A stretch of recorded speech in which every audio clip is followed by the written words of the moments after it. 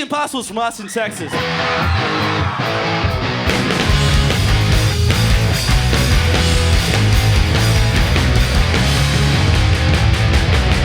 Some summer Sunday, drifting between sleep and waking, your absence brought me to. Sick feelings filled me, slowly remembering the bitterness of the final kiss, motionless.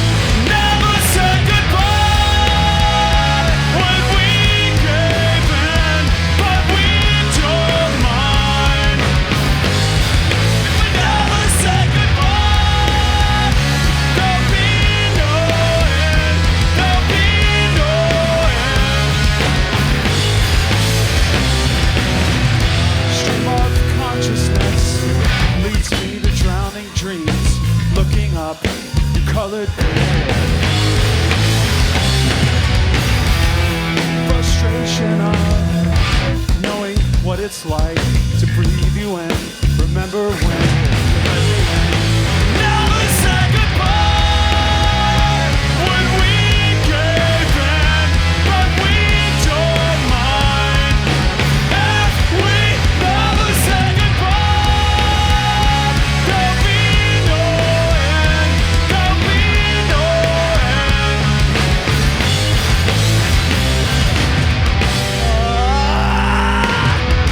Hold on, we can't be stood.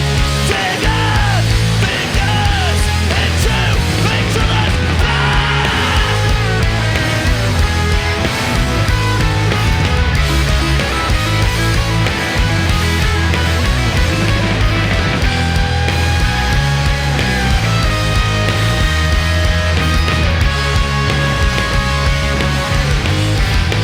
never say goodbye.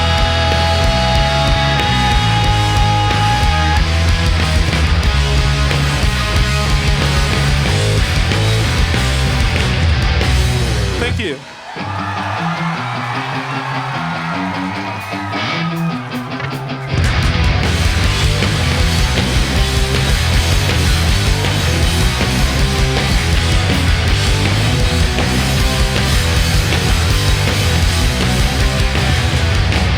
My subject, the predicate, you let me know you're leaving Connecticut.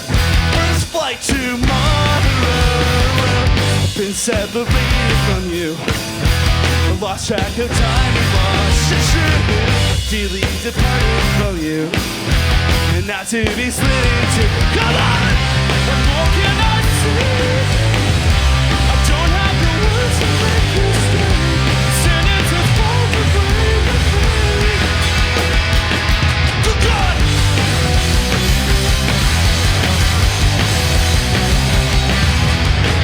I took your test, that baggage check. You felt so cold. Last kisses, proper etiquette. But you let me go. What more can I say? I don't have the words to make you say. Sentences fall to break and break. Yeah! What could I say? What could I do? It's all that I do. Could I take what you put me through? When it's all that I do. What could I say? What could I do? And it's all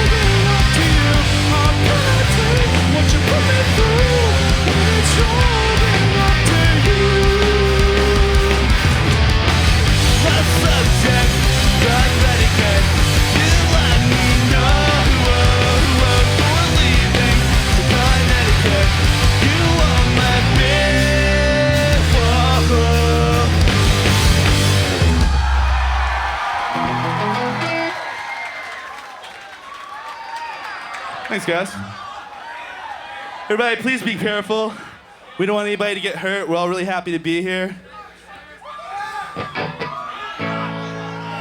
How you out-of-towners like in Austin? You like Austin, all right?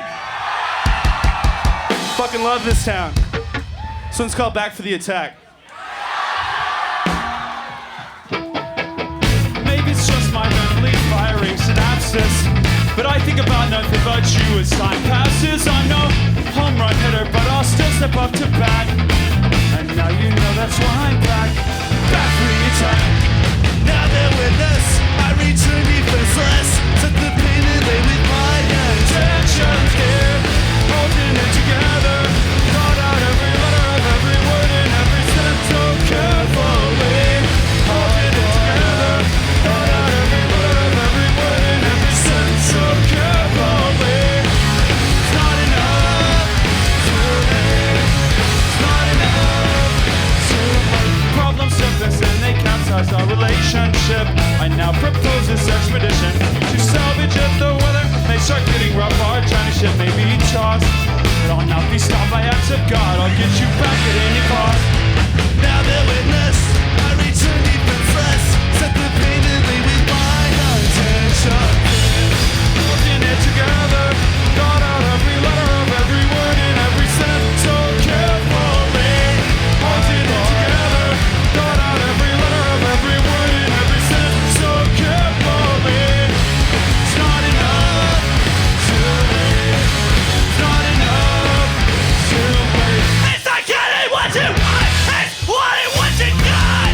And I'm having my breath. So I did my fingers deep and the few things that I keep. And I find myself constantly fighting, dreaming, fighting, trying to get you back.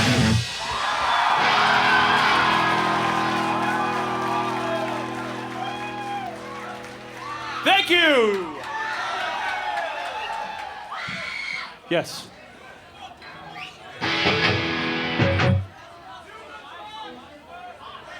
This song is off our last EP. You guys like The Cure? Well, I do. The song is called Disintegration. It's the best album ever.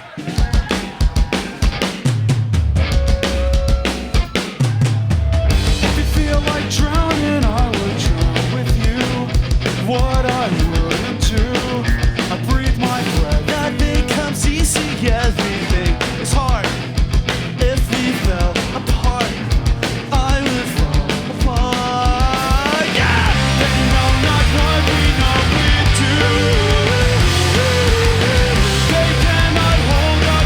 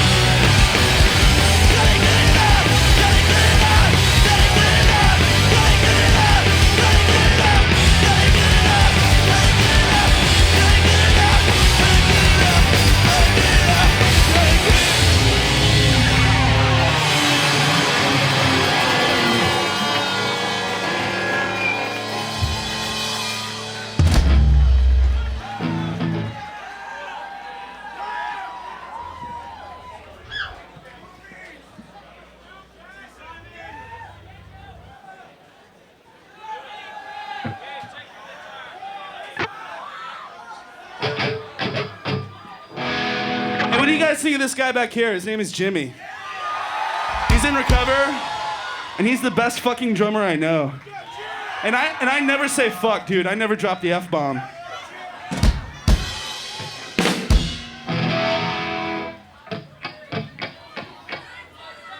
Turning to older songs. Which is where it's at. Apparently.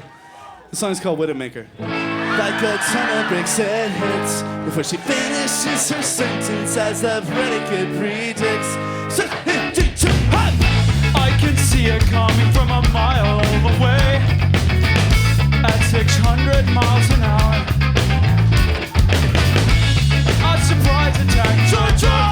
No looking back, a tactic of considerable power. It doesn't matter now. Why should it? Done then. My heart was in the right place at the wrong time again. It doesn't matter now. Why should it? Done then. My heart was in the right place at the wrong time again. Close to half a second, my composure was lost, and I had found my modesty. Everything not in the dumpster was otherwise tossed. It was like insincerity. Yeah! What? It doesn't matter now. Why should it? Done then. My heart was in the right place at the wrong time again. It doesn't matter now. Why should it? Done then. My heart was in the right place at the wrong time. It's you plus me divided by A phone call is late at midnight. The ring has turned up, but she can't hear the round and around and away. Can't get down. Fight, fight. If you wanna get away, you want to go. Throw me. Oh, I covered my dead body and you trust me. The ship is sinking. I'm the captain and there's no holiday. If you wanna get away, you're gonna have to go through.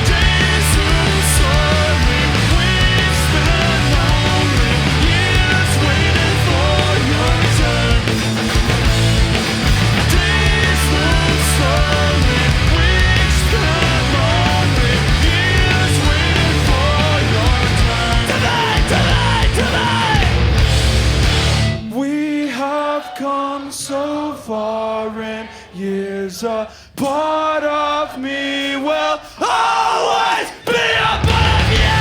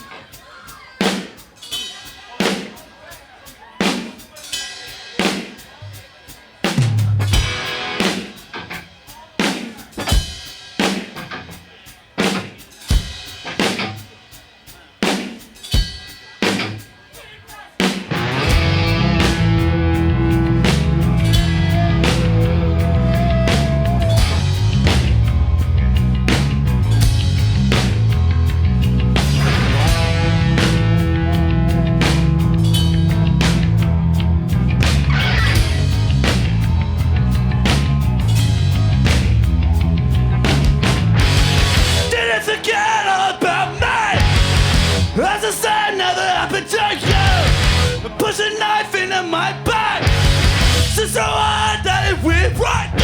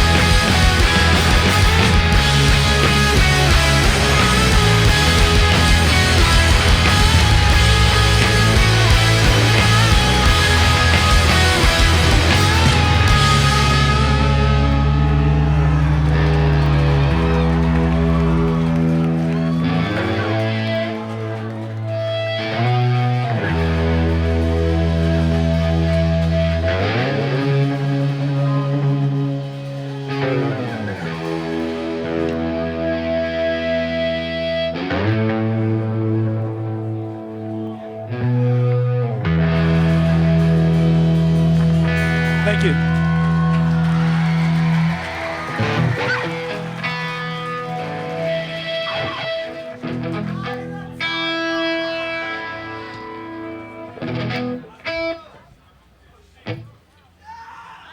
All right, we haven't played this next song in about 4 years, maybe 5 years.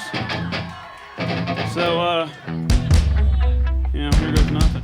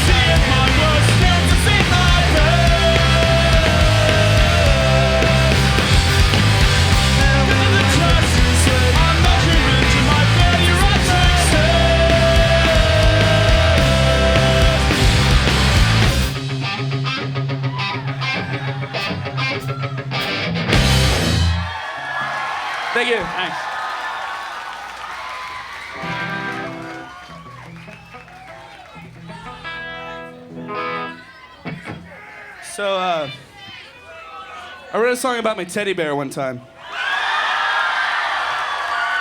Yeah, that's right. Francis. I miss that motherfucker, and I'll tell you why. I got a little story about it. It goes to music. It's 3 minutes long, and it's entitled Francis. Here it goes. I bought him at Thrift Town for 65 cents. I did, really, I did. If I had a kingdom, he would be my prince. And if I had a castle, it would be Castle Grayskull. His cuteness is too much for my tolerance. I love you too, baby. That girl, I love you. He's got a big neck and his fur is round. I don't need him anyway, he's around. I once was lost, but with him I'm found. Francis, I love you. Put me in prison and throw me in his cube. Love feelings on my fingers and baby, the cuticle. He's the nucleus, I'm the particle. Princess, she magic is so radical. Oh, I take Prince away.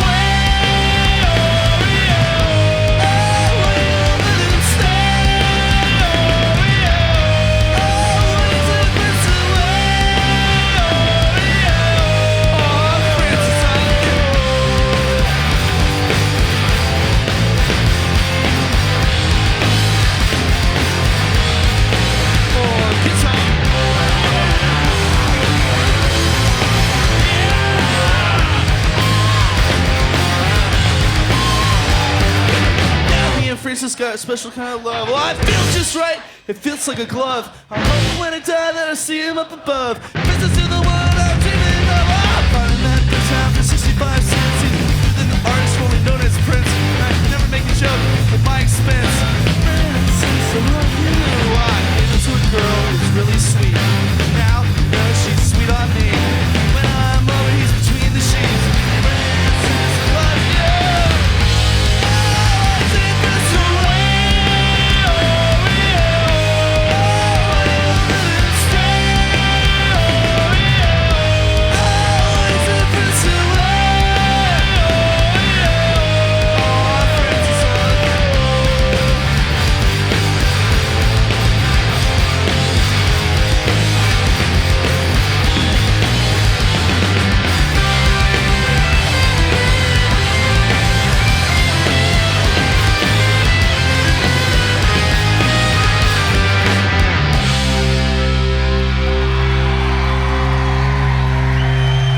Now the time came for me and Francis to part.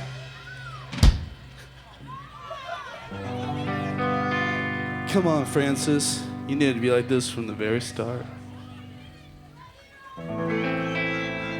I just can't bear.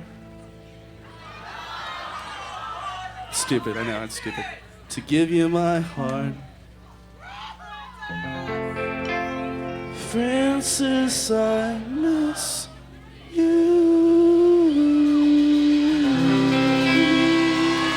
Thanks a lot.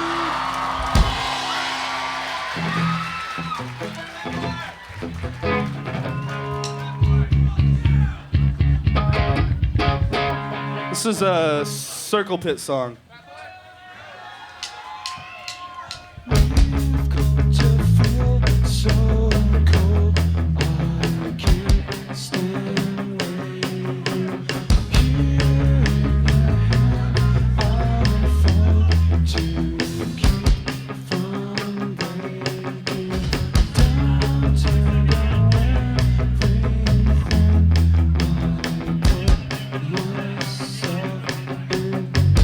You're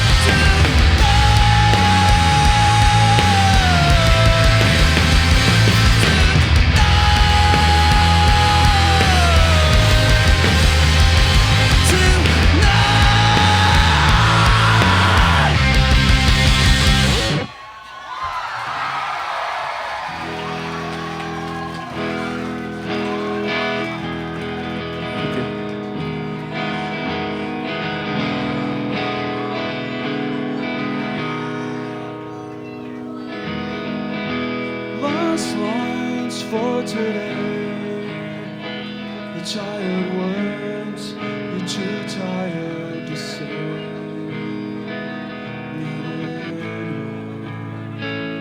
In the dream you lived in too long.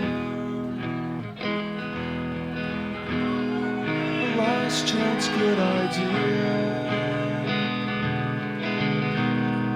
that always turns out in the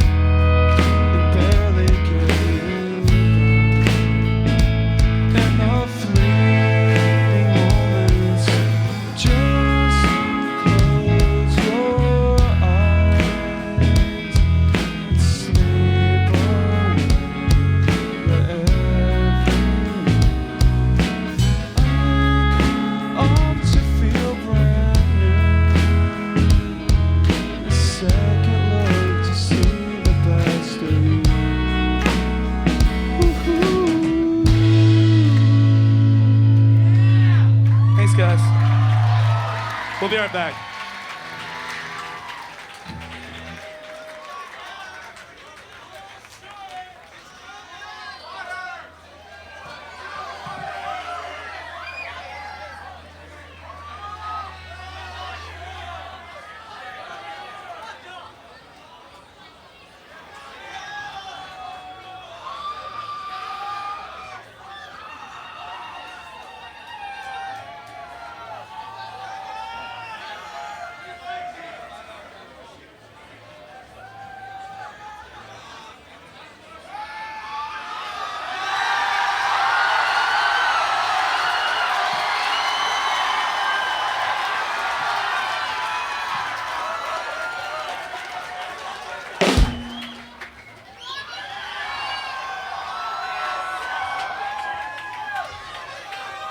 Do I feel silly? Two things I said I'd never do again. I said I'd never break up the fucking Impossibles. I said I'd never wear these fucking jerseys. But here we are. There's really only one way that we can really do this now, and it's kind of fucked up because we've already been up here for a really long time, but... Hi, we're the Impossibles from Austin, Texas.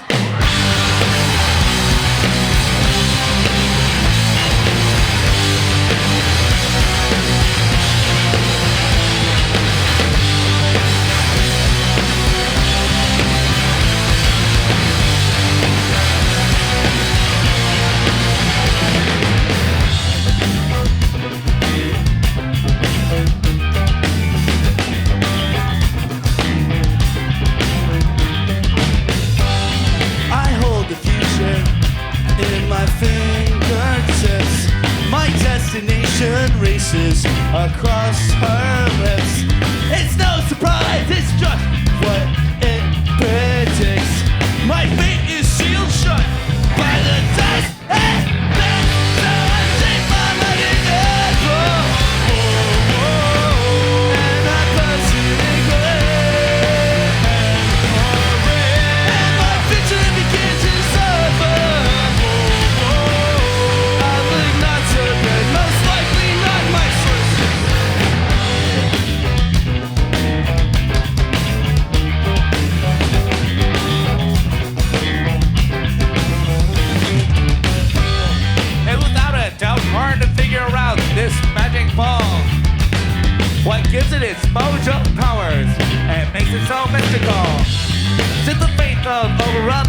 came to find out believable. Was it a bunch of foresight dice trapped in a plastic box? So I sing my melody and I burst into grace. And my fiction began to surface. I look not so good, most likely not. My sources say no.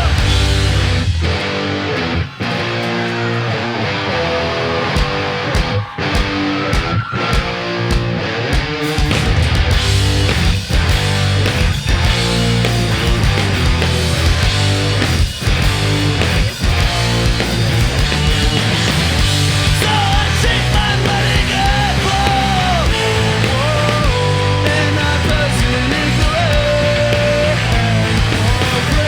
And my vision begins to surface. I think not so good, most likely not. My sources say no.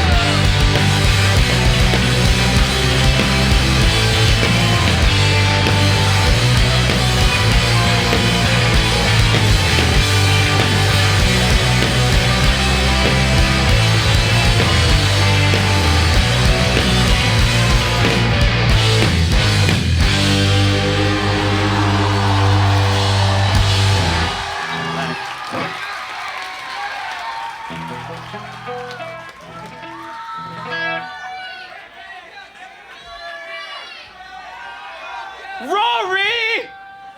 Rory! I love you, Rory! Damn, Gabe, I love you too, dude. Seriously, I calm love the fuck you! down. Calm down. After the show, brother. Hey, I have something to say really, really fast. I love all these guys. We all love each other. It's Yeah. fucking awesome to know them.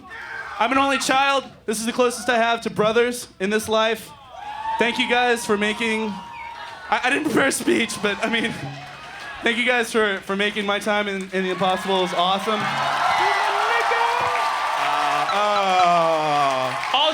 Also, it must be said that we, you know, well, a lot of people think we had, I mean, all we ever had was fans. We have not any recognition from anybody anywhere else in the industry whatsoever. All we've ever had, seriously. Just is you fans. guys. So thank that you means so a much. lot.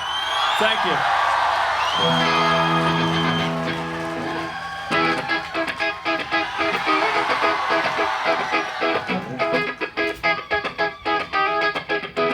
In time she might see how foolish she was for leaving me.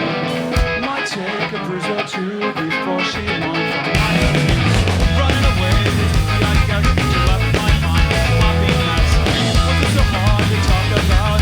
Stuck it, I couldn't figure out. Whoa.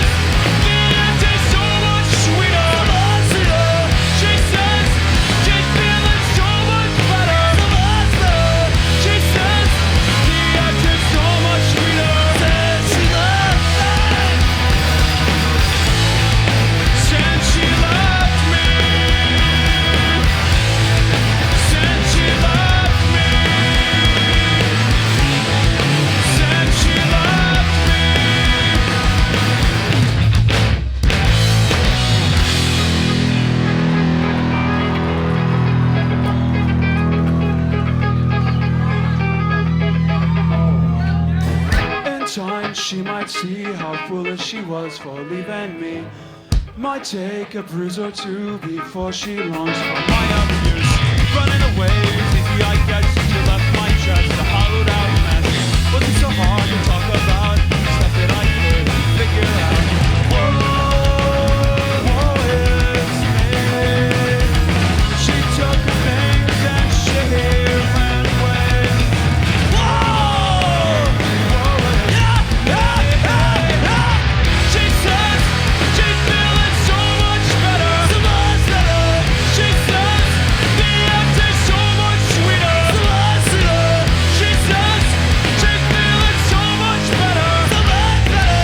She says the end is so much sweeter. Says she loved me.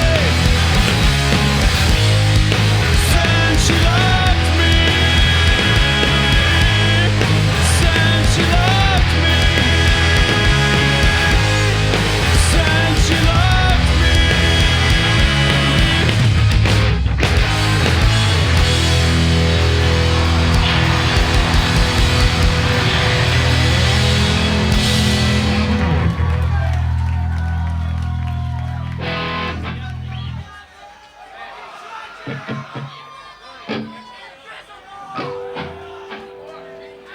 Any requests? No, that doesn't work. You guys are gonna have to like vote for a representative. Yeah. and then- Okay, you, what do you want?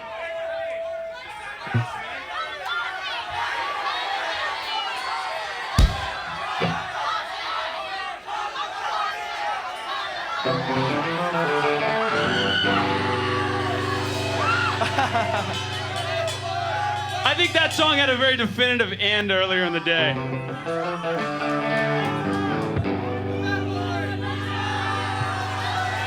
Okay, we're gonna play a really, really old song called Kamikaze.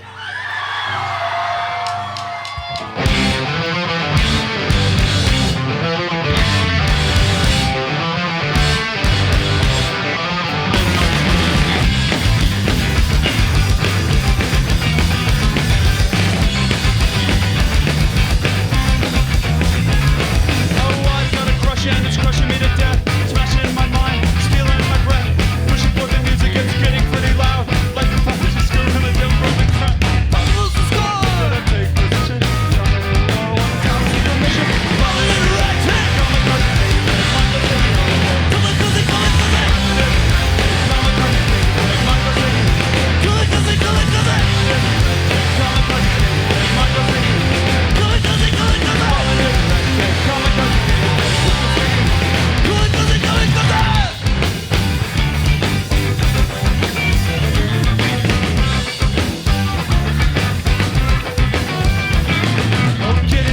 she's a real prize fighter. Rosy red cheeks, bullet teeth, that was a fun.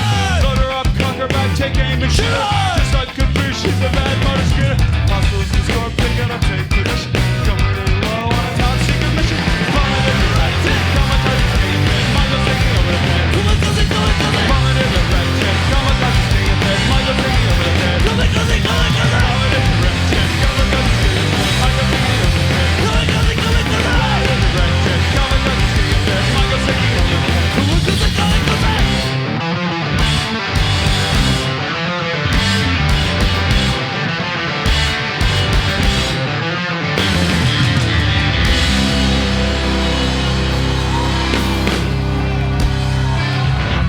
Thanks, guys. Thanks.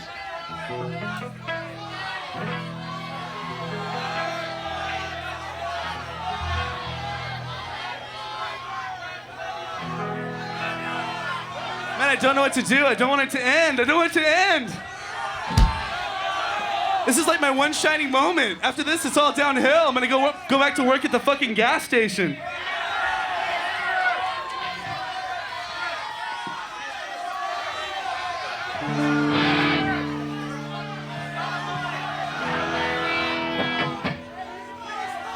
All right. This is our last song.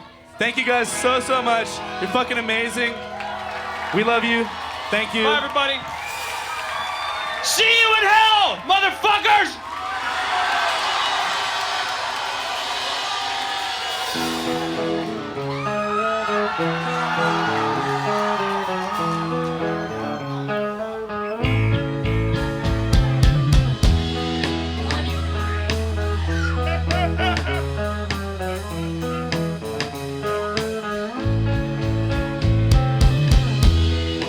Here I sit, my life's a model kit, but I burn the instructions and the pieces don't fit. I eat SpaghettiOs, turn on the stereo, and keep in mind my best case scenario. I'm with serious doubt. I'm with my country hates. So I'm with serious doubt.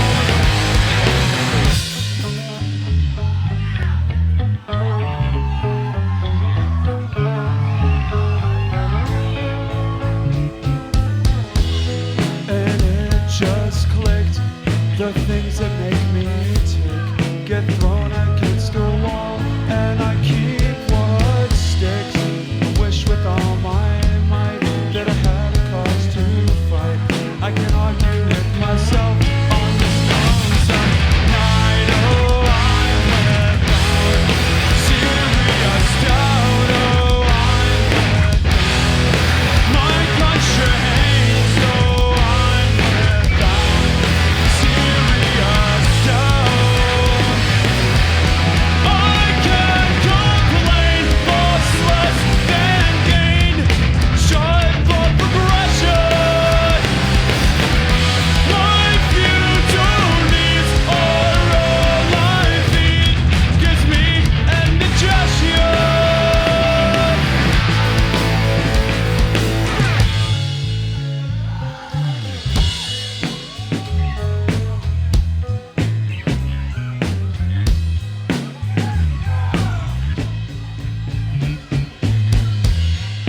Here I sit, my life's a model kit, but I burn the instructions and the pieces don't fit.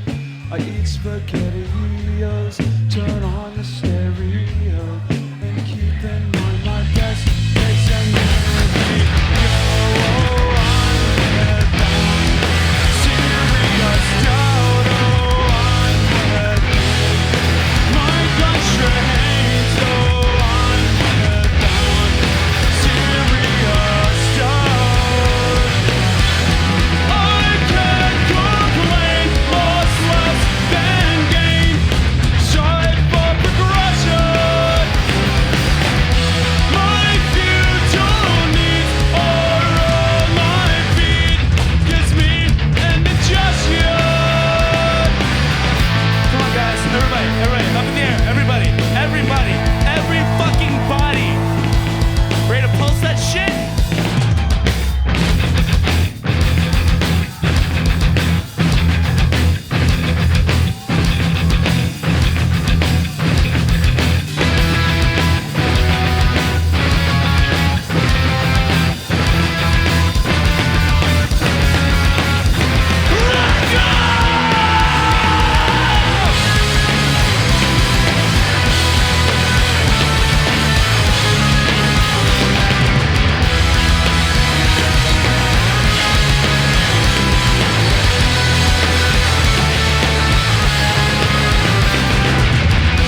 I can't complain, loss less than gain, strive for progression. My future needs are all I feed, gives me indigestion.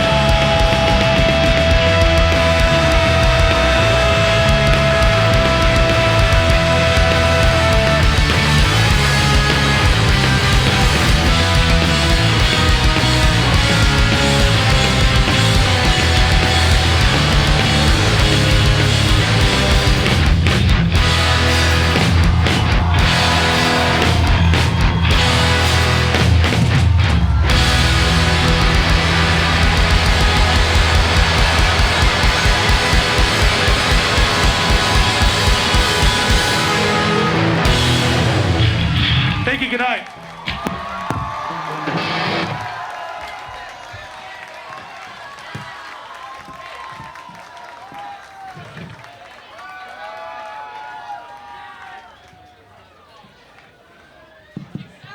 Y'all aren't... Yeah, the show's over, folks. Thanks for coming out. Y'all aren't still moshing, are you?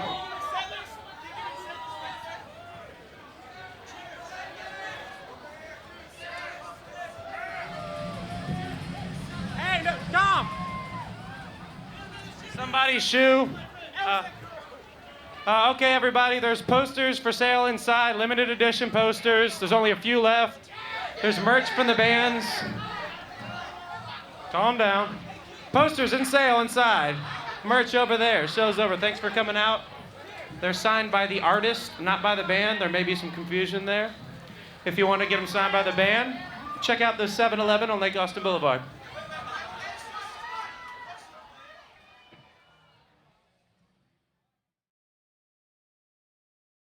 The name of the first band that I had with Rory was called the Fat Girls. I should not name bands because I end up choosing names like the Fat Girls. I met Rory through my older brother Brian. He came over to my house one afternoon. Basically the things that I remember, I mean this is a while ago, I remember Rory wearing a sweater with the thumb holes cut out. And I remember his hair was bright green, and so were his palms. When I first met Craig, he wore Rastafarian hats and had hair down to his shoulders, and I had green hair and was basically trying to be Kurt Cobain as hard as I possibly could. The first time I saw the Fat Girls was at the bottom of a big steep driveway at some house, and there was this girl walking around with a hat or something accepting money. It was kind of a big girl, and she just was walking. I didn't know the name of the band. She just kept walking around saying, "Money for fat girls, money for fat girls." So that was my introduction to Fat Girls. That was the first time I actually heard their name mentioned. We played Wipeout. We played all the hits. At the time, it seemed like a funny idea, but now looking back on it, a little silly, a little funny.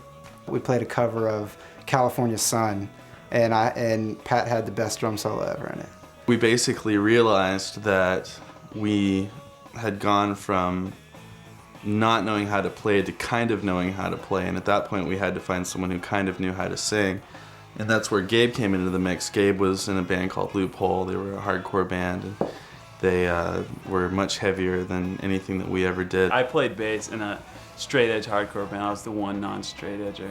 I remember first seeing Gabe at a garage at some guy's house that I'd never even met before. And at the end of their set, Gabe would sing this song, and he was awesome. He had a great voice, and he had the stage presence that we needed. We needed somebody who could get up there and really belt it out. We covered an Avail song, the first song of Satiate, March, and I sang it and play guitar, and that's the first time Rory heard me sing. That's the first time I actually ever sang.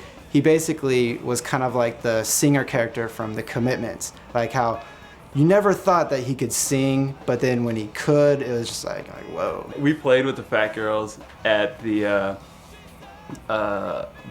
Punk Fest, the second annual, I believe. No, first, and then a lot of people thought that they were all sort of prima donnas because they would show up late because they all had like scheduling conflicts. And I remember thinking, like, God, those guys show up and headline the whole thing. I was real pissed at him. And so we asked him to join the band.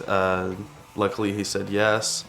And it just kind of, I mean, I guess looking back on it, it feels like it all just fell right into place. But I guess it was just a bunch of stupid coincidences to get us from there to where we ended up. The first Impossible show was at Macbeth Recreation Center. I actually didn't play guitar at all. We got him playing guitar very quickly because he didn't know what to do with himself, and if we didn't put a guitar in front of him, then he would point himself at the drummer and close his eyes and just sing very quietly into the microphone.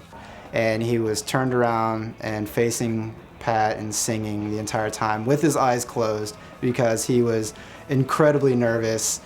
And it was just kind of like with my head down, like I would sort of turn around, but I didn't even realize I've seen the videos since, and I didn't look at the crowd as like a single time. I thought it was funny. I had my one jump that I did during the one song, and I thought I was going off. The first time that we ever wore jerseys, we were playing a 2-day festival in Tyler, Texas. The jerseys were our gimmick. They were supposed to be our Kiss makeup. And I think especially in the beginning, it was the difference between blending into the crowd and looking like you just stepped up onto stage from coming in off the street to actually looking like you were getting up there to put on a rock show for people. It was completely Rory's idea. For good, for better or worse. I think for better. I really do think for better, because I do think it was, the word he kept using was a gimmick, and I think that was completely right on. I never really saw the flip side of the coin with that, where you kind of paint yourself into a corner artistically, and when you're Kiss, when you take the makeup off, people don't think it's as cool anymore. I think maybe we pushed it for a little while, a little too long, but at the time I guess we were at an age where people aren't really considered young, but I felt like we were really young. So when you start a band, what you want to do is you want to go on tour. The unfortunate thing is that sometimes you go on tour a little too soon. It was the summer of 1996. We decided to go on a tour with Dynamite Boy. And it was this very starry-eyed sort of venture that I've probably said the words getting in over our head a few times already in this, but I think that was pretty much about it was pretty ridiculous. We had a rock thrown at us. It was 2 bands and 3 roadies in a 15-passenger van with one of the seats taken out. So it was basically a 12-passenger van with 11 people sitting in it. So we were all just like this. We were driving on I-5 from LA to Berkeley. This guy driving in front of us, his the hood of his car just flew off and just. It flipped and came straight towards the windshield of the van. And we all thought it was gonna fly right above us, but it just wound up just going like, sort of just smacking straight into the front of the van. Actually, where Sean was sitting. Literally probably would have decapitated him because it hit the high side of the windshield. And then the guy just kept driving, and then when they finally got to him, he was like, well, I just thought it kept on flying. I didn't know. I didn't know that it hit anyone. That first tour was really rough, and we almost died, and a hood of a car came through our van and almost killed the driver, and it was sweet. So then, there was just disaster after disaster with a rented van. The rented van that wasn't supposed to be taken out of the state. So, but like all in all, it was just like if life is made up of experiences that you have that either make you stronger or make you smarter, it was a great one. Ultimately, like, that really served us well, because so many bands don't get out of their hometown, It's like they get afraid of that first step. We jumped in and did it too soon, which turned out to really, I think, serve us in the end, because it made us end up going a lot further, because we weren't afraid to just go out there and play to 10 people or do whatever it took. I ended up interning at a music studio here in town called Music Lane. What stands out for me the most is the first demo that we did, which we actually recorded at the same studio that we did our first record. And it was just like, I didn't really understand what was going on at all. We recorded our first demo tape there, which we thought was really cool, so we actually mass-produced and sold for $3 each, and that's how I met my wife. I let her listen to it. The thing I remember most about that little session was on the song So Much, I had to go back and the high notes in every song, like the top one, like I had to do it. I couldn't hit them like I couldn't hit all of them in a row every time. So we just were like doing one by one of the entire thing, the whole time. And I just remember thinking how much I hated tracking vocals, and I never wanted to do it again. But now it's my favorite thing to do. I wanted to put out a record on an independent label, and luckily we found Ramen and John at Ramen, who from then until now is one of my best friends. And then by the time we got around to the full length, which actually wasn't that much longer, I think we had the material was stronger, and we had enough stuff to make a pretty solid record. Bill Munyon was the producer for the first record, and I remember I thought we were in the big studio. I thought this was it. We made it. We're hot shots. I was like 15 or 16. I was 16 years old. It took a total step up. We went from playing parties and not really knowing what we were doing to having a record out and actually having kids be able to come to our shows. The idea that people like take time out of the day to come see you play was real it was real significant. When people actually started to come to see us, wearing our shirts, buying that first record, singing back the songs, for the lack of a better word, it was just magic. A band called MU330 from St. Louis, Missouri basically took us out on our first real tour, the first tour after the scary No One's Coming to Our Shows tour, and we found out what it's like to really go out with a band that can draw kids and get people to sing along to the music nationwide and have what we were getting in Austin across the country. Just the fact that it was a band that, you know, I'd seen a name somewhere was just kind of initially impressive, I think. And that tour was nice because they were real sweet guys, and I kind of got a feeling that they had taken out their share of first timers, you know, and they were real understanding and cool about a lot of stuff. MU330 basically at that point was kind of where we were the second time around when we were doing like touring 6 months out of the year. They live a completely different way, you know, and it's just, I remember talking to him about how they toured, like play like 280 shows a year or something. I just couldn't comprehend that. We broke up the first time because we were going in different directions. It really was touring. It was really just the fact that I was inside this van with 3 other guys for weeks upon weeks, and in my adolescence, I couldn't handle it. Breakups always kind of happen for the same reasons, and the reasons that we broke up the first time weren't totally unlike why we ended up stopping. I just think more than anything that time, we just really weren't talking very much, and we were kind of just in different places. Everyone in the band wanted something different. Gabe and Craig wanted to go to school, and I totally never was mad at them or felt any animosity or resentment towards them for that, because it's just never been my path. I didn't have a high school degree at that point and kind of worked my way around it, so I was a college student not having graduated high school. Still going to school actually to go on, pushing 5 years now in my 2-year degree, and it's going all right. So we broke up, and I wanted to keep playing, so I did. I played in 2 other bands while we were broken up for 2 years. I started a band called The Stereo with Jamie from a band called Animal Chin that we played with. I ended up at a show that my little brother's band was playing. They were color cast then, and Rory's new band, The Stereo, was playing. And I'd been giving thoughts to trying to put effort into putting together a new band. And I saw The Stereo and I was blown away. I mean, ultimately, music is the best possible way that I could find to where I could follow my own dream, and whether I was totally secure for the rest of my life or not didn't really matter as much as the fact that I just wasn't subservient to someone else's agenda and giving someone else what they needed so that they could live out their dream. You know, I'd been jamming around with some friends of mine, and I decided, hey, let's get serious, let's start a band, and we started Cruiserweight. And I think I got like 15 hours in, and then I just sort of started staying at home, and I bought an acoustic guitar that I still own today, because I remember thinking that, Rory wrote everything on that little acoustic, and I was like, man, that's why I need to get an acoustic guitar, because that's gonna help a lot. I came back to Austin, and Gabe and I had not talked. It was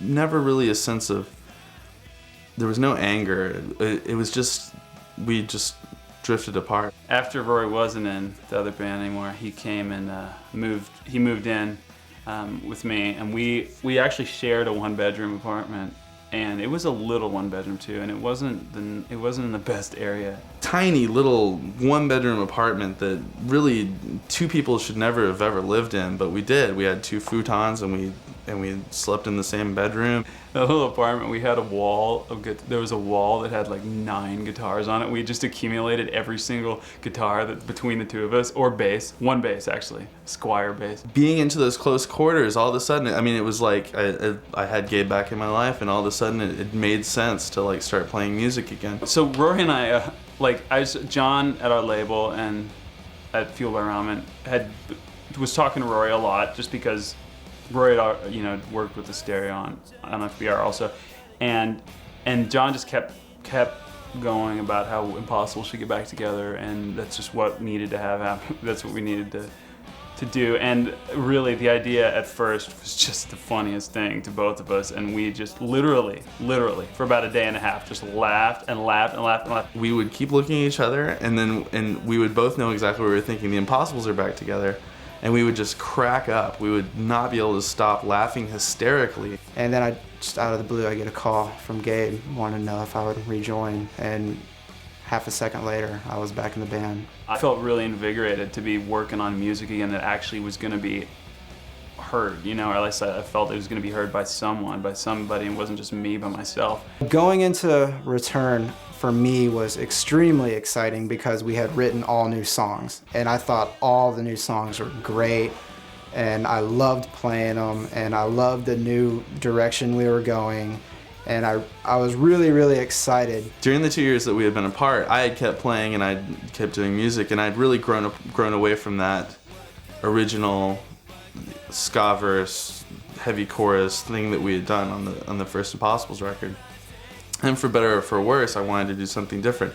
I couldn't put it on. I couldn't write a record like that because I knew that that's what the Impossibles were supposed to sound like. I as a songwriter, I mean, if I had tried to do that, I would have been miserable. It would have shown, it would have sounded stupid. And really, the only option that I had was just to write the songs that I was writing and make those Impossible songs. So that's what we did. And it was also unique because we knew that we had a fan base going back. Not a massive fan base, but enough of one to where it was the idea of getting back together enticed us, and really just enticed us straight into it.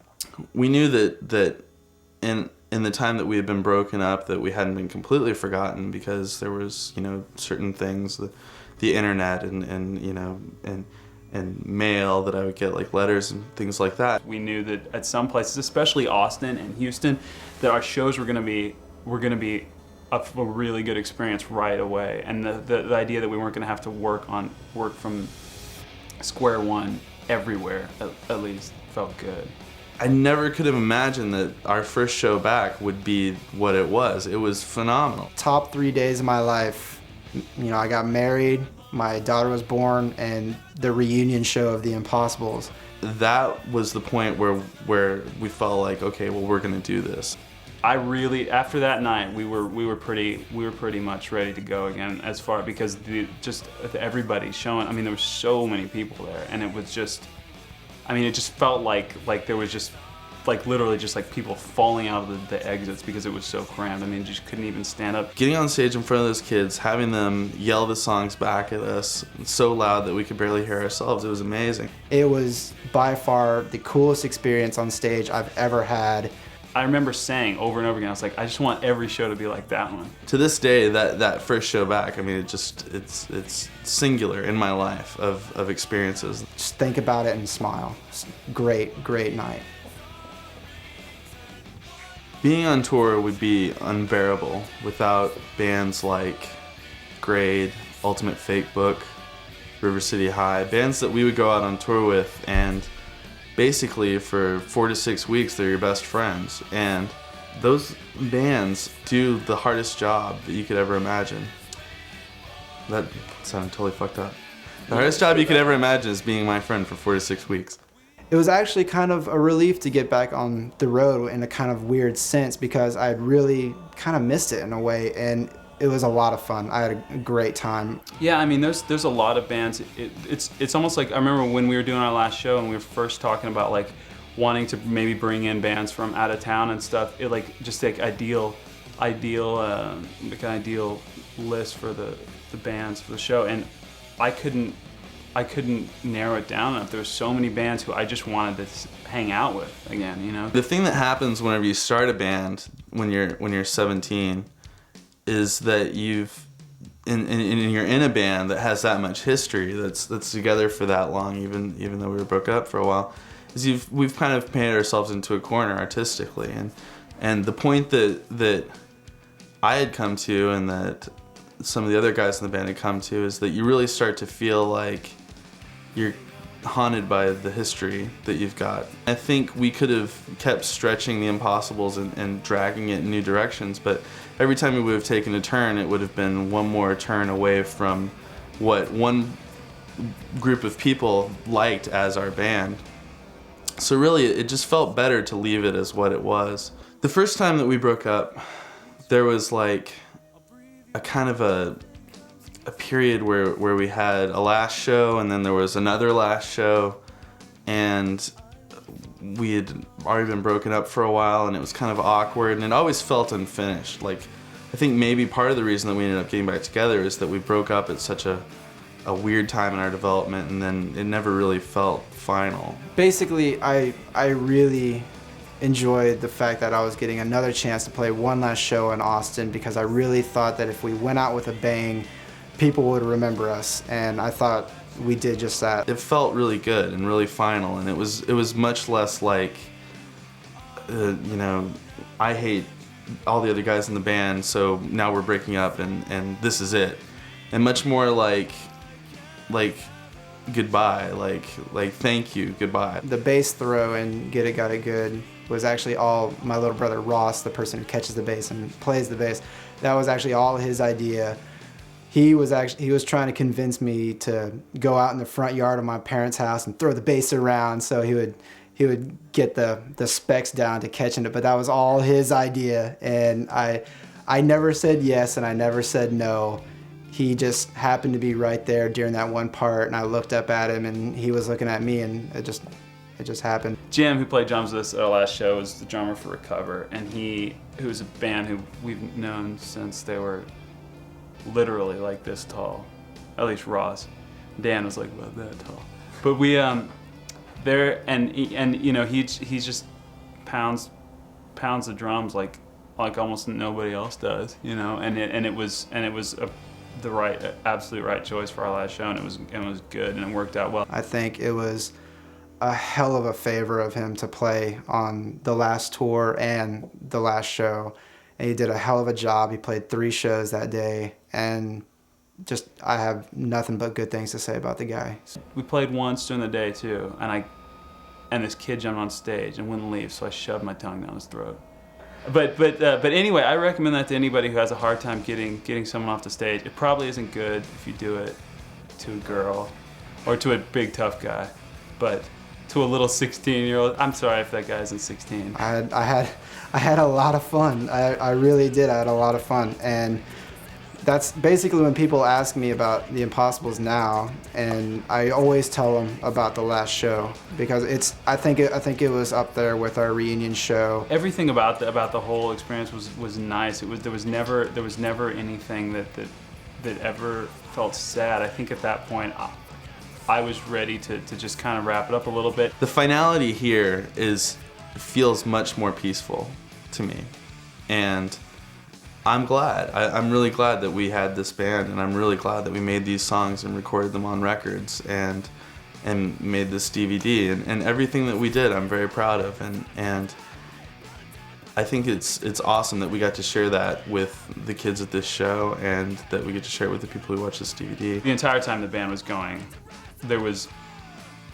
we didn't really seek out any sort of anything besides fans' attention and approval, but we didn't have anything besides that, though. That was it for us. But it was always fine though, because I still think it's more rewarding, and in the long run better to have support. If you can either have support of fans, of people coming to hear you play, or support of critics and radio and media and everything and all things associated with that, I do still think that it's much better just to have people showing up, and that's what we had at the time, and for that reason it was good. It's just kind of end of an era, I guess. It's if at some point in the future I decided that I wanted to do it again, I would do it again, and it wouldn't be like, oh no, we can't get back together again. We broke up again, now we're getting back together again, and to me it just doesn't seem like it would even really be an issue. It's just kind of like, at this point, I feel pretty free to do whatever I want. I really have some good memories of touring, and I think, a lot of it really isn't stuff that people would think. A lot of people, would probably think that, oh, I loved playing this show I got to play at the Whiskey, and no, it was great. But really, a lot of the memories I have and a lot of the best times I had was just really hanging out in the van and driving from places to places, rocking out to 100-watt clock at 3 a.m. And I really had a good time hanging out with my friends. We had fun playing shows. We had fun making records, but we had more fun just being with each other, I think. And that's what I miss the most.